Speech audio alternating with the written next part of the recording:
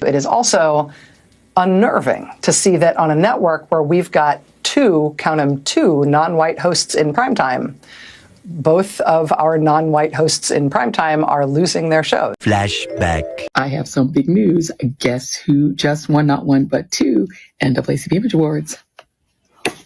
The ReidOut won for Best News and Information Series. Oh my God. Big ups. So proud of the ReidOut team. Oh my God, we worked so hard on the show. So thank you to everybody who's been so supportive of the show, all the readers who watch, and everybody, thank you. I'm so excited for the ReidOut team. A few moments later. Tonight will be Joy Reid's final show on MSNBC. Single tear, white woman tears happening right here, Joy. But in America, there's a thing about both white vigilantism and white tears.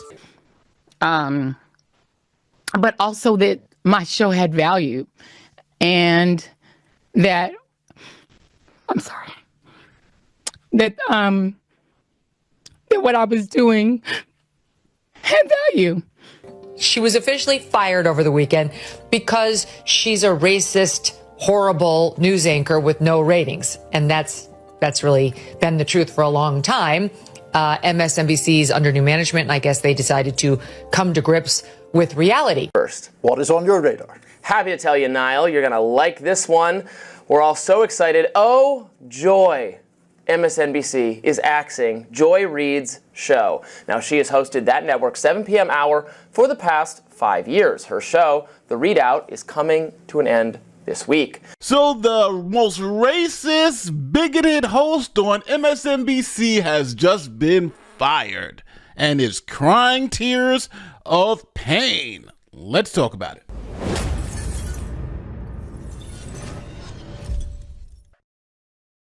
Okay, for those of you who don't know, this is Joy Reid. Now, she is truly a racist and a bigot. I do not say that lightly. For instance, why do I call her a bigot? Well, she's a bigot against the LGBTQ plus trans community. Here is some tweets that they found where Joy was saying essentially that being gay is disgusting. Joy Reid, the MSNBC host, apologized back in December after the discovery of some homophobic web posts that she had written a decade ago. But when Mediaite recently unearthed more posts from that era mocking gay people and homosexuality, really ugly stuff, Reid came up with a rather far-fetched explanation that she'd been hacked, which had to have occurred back when she was little known. And yesterday, Reid admitted that she can't prove any hacking.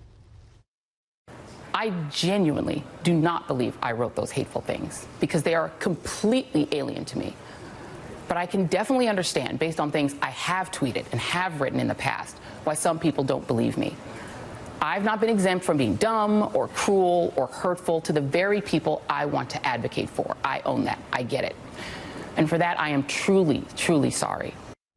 I think it's pretty obvious now that Reid lied and received strikingly little coverage, but I certainly give her credit for the apology. So let's be clear. Joy was writing these bigoted things back when she could be herself. And she's always been a bigot and a racist. It hasn't changed. But she now has a job at MSNBC. So instead of just coming clean and say, yeah, I did that 10 years ago, she tried to lie and say she was hacked, but it was clear she wasn't hacked. And then she had to apologize for it. So that's who Joy Reid was. But now MSNBC was able to give this bigoted racist a platform, and she used it to say things like this. In 2020, Reid mocked police officers who declined to get the COVID-19 vaccine. So for putting Americans in danger, officers and unions who are fighting against vaccine mandates, which essentially means fighting to make the public sick, are tonight's absolute worst. In 2022, she compared Floridians fleeing the Sunshine State in the wake of Hurricane Ian to waves of illegal immigrants crossing the U.S. border. Be careful about attacking people who have to move to save their own lives and safety, because you never know when it's your people that have to move, when it's your people who have to migrate, when it's your people who have to get on that road. And in 2024, claimed that Republicans were voting based on, quote, racial animus. They're increasingly, from the Tea Party on, they're voting on race. They're voting on this idea of an invasion of brown people over the border. The idea that they can't get whatever job they want, a black person got it, therefore drive all the blacks out of the colleges. In the lead up to Donald Trump's second term in the White House, Reid condemned the white Christians who supported him in the Iowa caucuses, claiming they want non-whites to bow down to them. None of that matters when you believe that God has given you this country, that it is yours, and that everyone who is not a white conservative Christian is a fraudulent American. Later that year, she claimed on TikTok that black people would look real weird for not voting for former Vice President Kamala Harris in the November election. You're gonna look real crazy being on the other side of that line, particularly as a person of color, but really as anyone who claims to have any connection to the culture. And she argued that Harris voters should avoid Thanksgiving dinner with their Trump voting relatives. Well, here's an alternative thought. Make your own dinner, MAGA. Make your own sandwiches. Wipe your own tears. Troll amongst yourselves with Elon and leave us alone. So it's Kyle Rittenhouse trial. It reminded a lot of people of something, I just can't remember what it was. Oh, the Brett Kavanaugh hearings, in which Brett Kavanaugh, who had been accused by a high school friend of committing sexual abuse of her, cried his way through the hearings to make him a permanent member and Associate Justice of the United States Supreme Court. And his tears turned out to be more powerful than the tears of Christine Blasey Ford, which were the tears of an alleged victim. But in America, there's a thing about both white vigilantism and white tears, particularly male white tears. Really white tears in general, because that's what Karens are, right? They Karen out, and then as soon as they get caught, it's like, Green Waterworks. White men can get away with that too. And it has the same effect.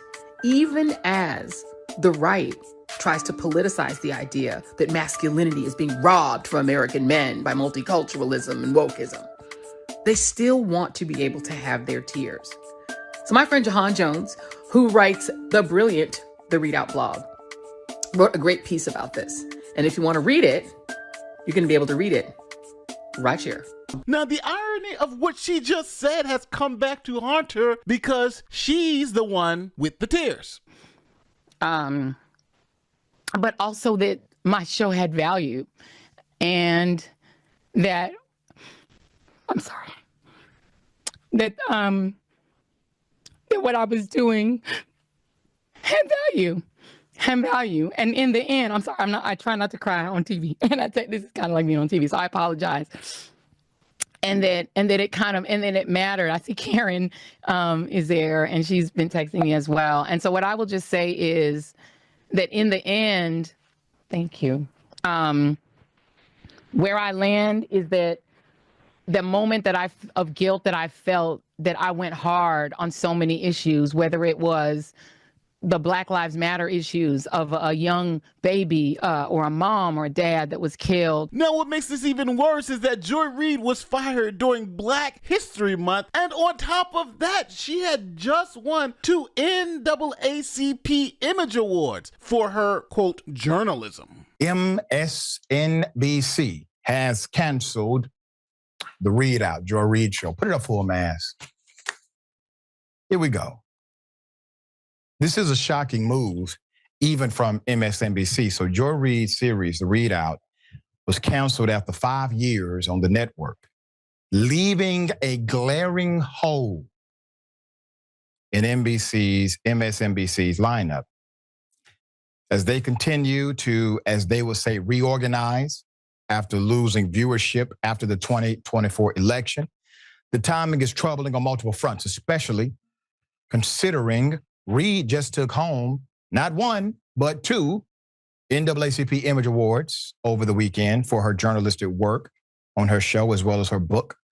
Debuting on the air in July 2020, The ReidOut marked MSNBC's first primetime show anchored by a Black woman. Now, the biggest problem with Joy Reid is that she didn't see people for who they were. She didn't care if you were a good person. She didn't care what you did in the past. She just saw the color of your skin and judged you by that. She didn't care about the LGBTQ plus community. She didn't give a damn about them. And she showed it in those tweets that she did over years and years and years. That's who she really was. And she was able to play the game for MSNBC. And the irony of MSNBC firing her her on Black History Month after she won 2 NAACP awards should not be lost on everyone. Now, I'm going to say something I thought would never come out of my mouth, but Rachel Maddow is claiming that MSNBC is essentially racist